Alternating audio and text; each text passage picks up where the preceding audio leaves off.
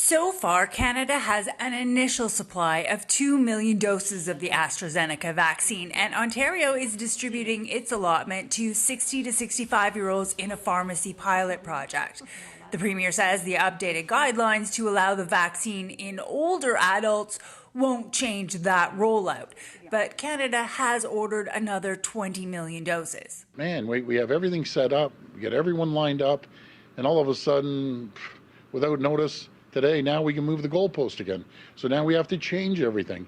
It's not easy, I'll tell you that. But we'll deal with it. We're going to make sure we commit to finishing off everyone from the 60-65.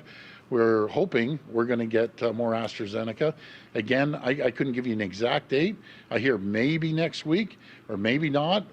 Possibly in the middle of April we're going to get it. In an online briefing today, the National Advisory Committee on Immunization said there wasn't enough information on the effects of AstraZeneca on older adults until now. We thought that AstraZeneca study would be ready, and then we learned later on in the week that it wouldn't be ready before April, and that's when we decided to look at the real-world evidence and change our recommendation. Health Canada is not concerned about blood clot reports that caused other countries to stop using AstraZeneca. There are fewer blood clots occurring in the vaccinated than they would have expected. Overall, Health Canada considers that the benefits of the vaccines, considering the risk of contracting COVID infection and its associated complication, outweigh any risk that potentially be associated with the vaccine. They say they can't help the changing information. It's still being collected mid-pandemic. Ideally,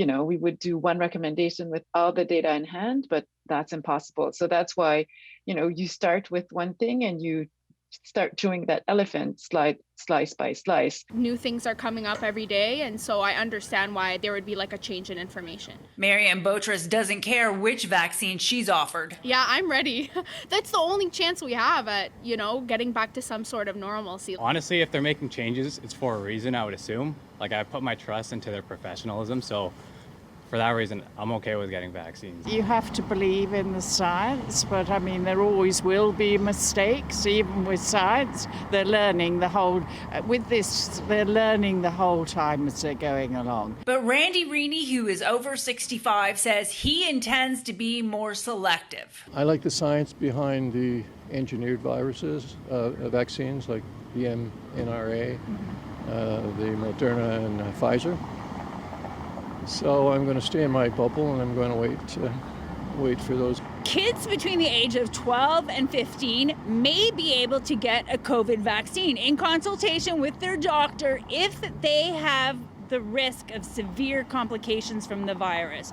Otherwise, the Commission is still waiting on ongoing trials and does not expect a vaccine to be approved for children before the end of the year.